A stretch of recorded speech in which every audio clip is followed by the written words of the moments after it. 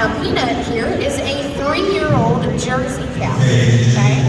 She is a 3-year-old Jersey cow, okay? And we'll talk a little bit more about her here in just a few minutes. But first I want to ask you guys, do you guys like to drink milk?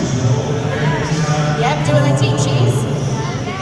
We like to eat ice cream? Yep, so we know that milk or anything made from milk is what we call a dairy product. Now we recommend that you get 3 servings of dairy every day so that our bodies can get the 13 essential vitamins and nutrients that we find naturally in milk.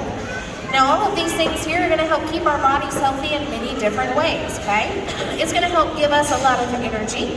It's going to help us build strong bones and healthy teeth. It's going to help us build strong muscles, have healthy eyes and skin, healthy lungs, a healthy metabolism, a healthy immune system, and many more, just by getting those 3 servings of dairy every day, okay? Now let's talk about Peanut here for just a few minutes. Now what kind of cow did we say Peanut was? Jersey. She is a Jersey cow. Now, do we think, is she big or is she little? That's right, she is little. These Jersey cows are the smallest of the dairy cattle breeds. The average mature weight of a Jersey cow is only 1,000 pounds. Now, Peanut here is not quite that big. She only weighs about 850 pounds, so she's a tiny little thing. Now, if we want to see a big cow, we look up at the TV at that black and white cow there in the middle. And that's the Holstein, and that Holstein is the largest of the dairy cattle breeds, and they can get well over 2,000 pounds, so they're pretty big. Now, when we look at these dairy cows, we see they're pretty skinny, right? We can see her hip bones, we can see her ribs. Well, this is what a healthy dairy cow is supposed to look like. It's what we call dairy character. Now, the reason that these cows stay so skinny is because of the amount of milk that they produce. See, while these cows are producing milk, about 70% of their feed water intake is going to go straight towards their milk production. Now, Peanut here eats between 60 and 80 pounds of hay and feed every day, and she drinks about 40 gallons of water, so about a bathtub full of water every day. But like we said, while she's producing milk, about 70% of that is going to go straight towards her milk production, okay? Now, you guys, where does milk come from?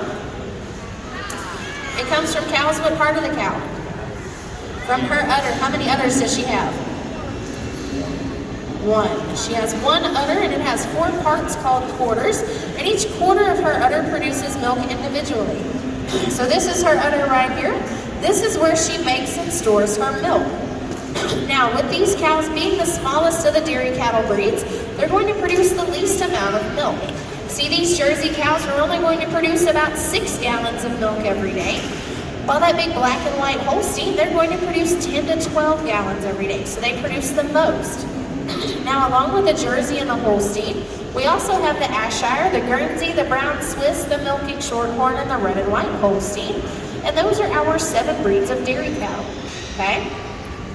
Now, in order for these cows to start producing milk, they have to do one thing. They have to have a baby, okay? So we know only the girls are going to have a baby, so only the girls are going to produce that milk. Now, when these cows are 2 years old, they're going to have their first calf, and we might think, well, 2 years old, that sounds kind of young. Well, we have to remember that cows age a little differently than we do. See, these cows are going to age about 1 year every month.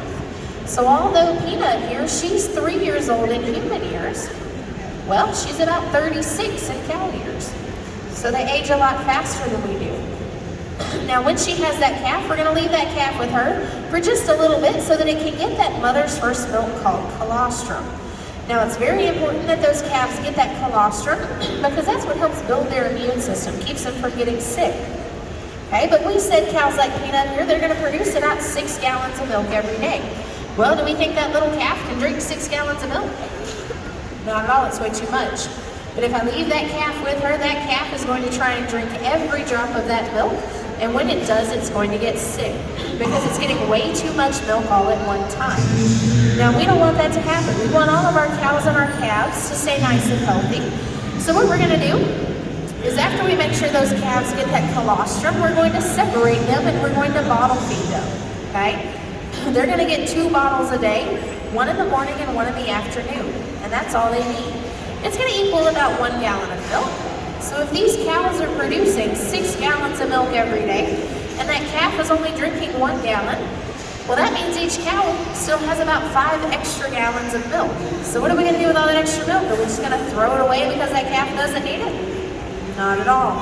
We're going to collect it. We're going to use it. Okay? See, we're going to milk our cows at least 2 times a day. And I'm going to show you guys a couple of different ways we milk cows on different dairies. And then here in just a few minutes, I'll show you how we milk Peanut. Now this first one here is what we call a milking carousel. It's kind of like a merry-go-round on a playground, but instead of going really fast, it goes really slow. How this machine works is it constantly turns in a circle, but it goes so slow that while it's still moving, the cows are able to step up onto that machine. They're going to clean her udder and attach the milking claw. And I'm going to show you all that milking claw here in just a few minutes. Now after we get that put on her, she's going to go all the way around that machine just one time. And like we said, it goes so slow, it's going to take a little over 10 minutes to go all the way around. So on this machine here, there are 72 cows. On this one, there's 128. So by using this machine, we can milk 128 cows roughly every 12 minutes throughout the day. Okay? Now these cows here, you can see they have a collar on. Now on that collar, there's a little microchip and it has all of that cow's information loaded onto it.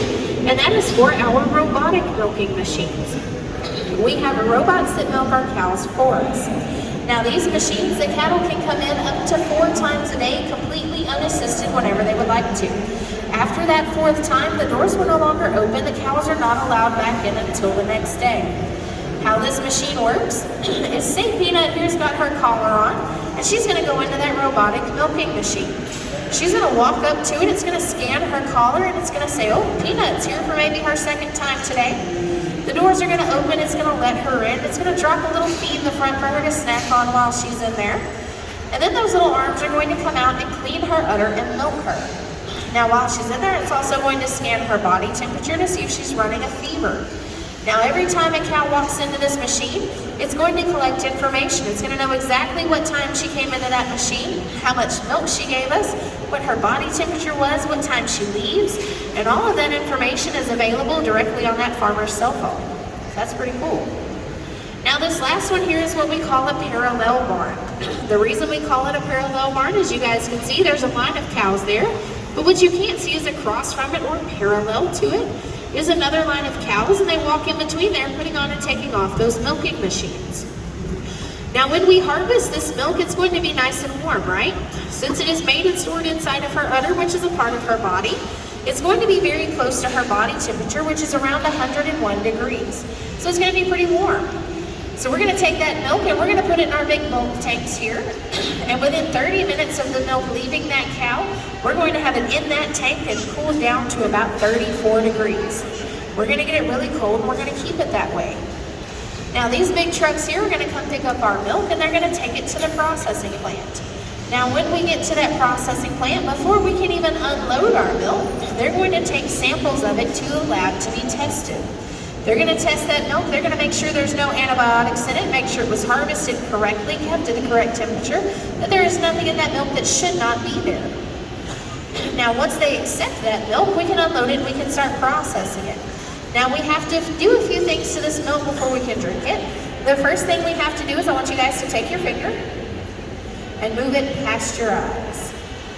So the first thing we're going to do is pasteurize our milk. Okay, it's just an easy way for you guys to remember that. Now what that means is we're going to take that milk and we're going to heat it up to 165 degrees for 15 seconds. When we do that, it's called a flash heat, and it's going to clean and sterilize our milk and make it safe for us to drink by taking all of the bad bacteria out of it. The next thing we're going to do is we're going to homogenize the milk. Because when we leave this milk sitting for a couple of hours, all of the cream is going to separate and rise to the top. We don't want that to happen. We want all of our milk to be nice and smooth and consistent, so we're going to break down all of that cream to where it will stay submerged and mixed into the milk, and it will never separate and rise to the top again. So after we pasteurize and homogenize that milk, we can bottle it, we can add the chocolate or the strawberry to it to get those different colors and flavors.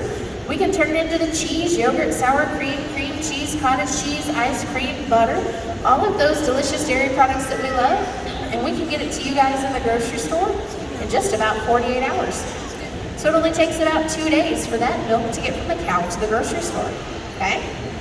All right, you guys want to see how we milk Peanut? All All right, so what's the first thing we have to do when we milk these cows? Clean the We udder. have to clean her udder. Okay, because if she's been laying down in the mud and the dirt, and all of that is on her udder, and we just put that milking machine on her, well, where's all the mud and dirt gonna go? Straight into the milk. Straight into the milk. And we don't want that to happen, do we? Not at all. We want our milk to be nice and clean. So we're gonna start off with a clean udder. So what we're gonna do is we're gonna take an iodine solution here. It's kind of like Germ-X, but it doesn't burn or sting. It's a little orangey yellow color, kind of looks like barbecue sauce, okay? So we're gonna take this and we're going to apply it to all 4 quarters of her udder, okay?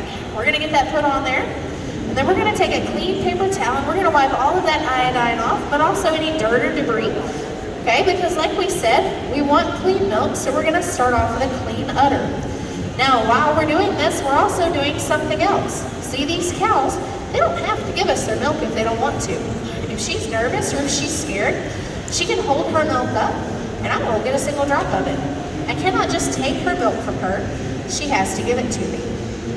So what happens is when I start touching her udder, what it's basically going to do is send a signal to her brain that says, hey, it's time to milk, so we need to calm down and relax and let our milk down. So the next thing we're going to do is we're going to hand milk just a little bit from each corner of her udder, okay, to make sure that she has let her milk down, but also to check the quality of it, to make sure it's nice and smooth, and that there's no infection or mastitis in her udder. The next thing we're going to do is we're going to attach the milking cloth. This right here is the milking cloth. Goes on just like this. You guys can see the 4 holes in the end where it attaches, 1 for each quarter, because like we said, each quarter of her udder produces milk individually. Now it's held up with a little bit of suction, and if you take your finger and you squeeze it very gently, that's how it feels, okay? It does not hurt the cow at all, but if for some reason it bothered her, she can very easily take her foot and just kick it right off, okay? So I'm going to put this on her, and if you guys will watch, you'll see the milk is going to travel through this big hose here and up into that jar. Now we're not going to get all of her milk because we do have a couple more presentations today, but we'll definitely get enough for you guys to see.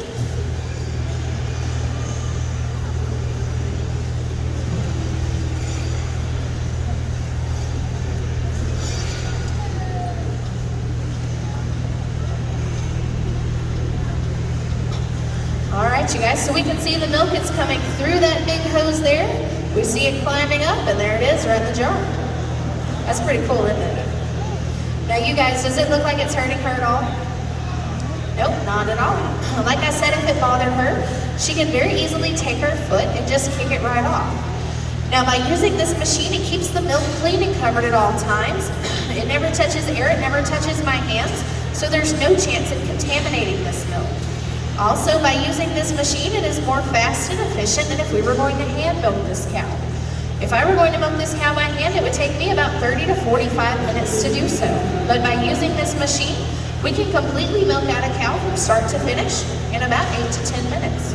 So it's a lot faster and a lot easier and a lot more sanitary to use these machines. Now, you guys, what color is the milk in that jar? It is white. What color is our cow? She is brown. So do brown cows make chocolate milk? Nope, not at all. All cows make white milk. We have to add the chocolate or the strawberry to it to get those different colors and flavors, okay? So I'm going to go ahead and take this off of her. Ooh. All right, you guys, if anybody has any questions, feel free to hang out with us. I'm going to get Peanut down and get her back in her pen.